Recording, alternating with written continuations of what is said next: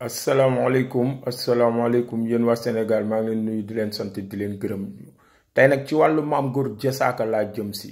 yow Mame Goor Diazaka yow kan nga yab ba nekk ci Facebook bi di wax Sonko day fen Sonko day nangam dem na Yoff ñu yuuxoo ko fa nangam Mame Goor Diazaka yow yamal ci sa tuqasi ngalam yooyu moo gën ci yow dégg nga Mame Goor Diazaka yow waxuñ la ngay Sonko day sa morom ba nga koy jàpp di ko wax Sonko day fen ak day nangam yow yaa ko dàq fen yow mi topp ci taatu yu sundur di ko mar topp ci taatu président bi di ko mar nga nekk fii di wax Sonko bés boo fi waxatee Sonko dinañ ubbi sa cottu ndey nga xam yow Mame Goor Diazaka yow lan la yow Mame Goor Diazaka yow xanaa da ngay waaj a naaw wala lan ah yow lan Sonko lan la def Sonko gis lu ko naqari ci réew mi gis loo xam ni que ku ko ñemewul def lépp mu défendre ñu ko nekk ci réew mi nekk citoyen di ñu dimbali di ñu def lu nekk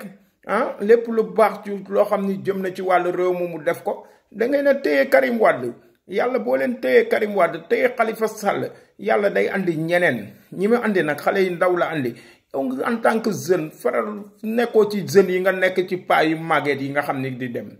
yow Mame Goor Diazaka bul ñu yàpp man ku la nawloo woon waaye mu léegi nawlootuma la yow ku ubbi la fa ndeyam yow traître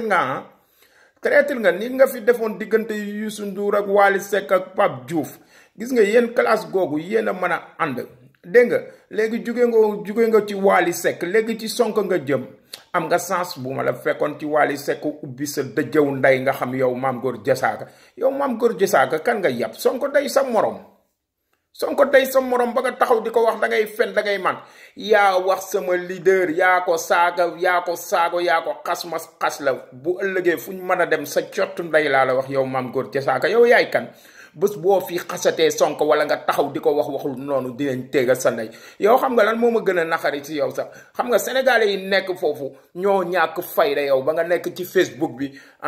koo xam ni day taxaw di waxal Sénégal nga koy saaga di ko xas di wax dafa dem Yoff ñu yuuxoo ko nangam mu ne dañoo dajji sama nangam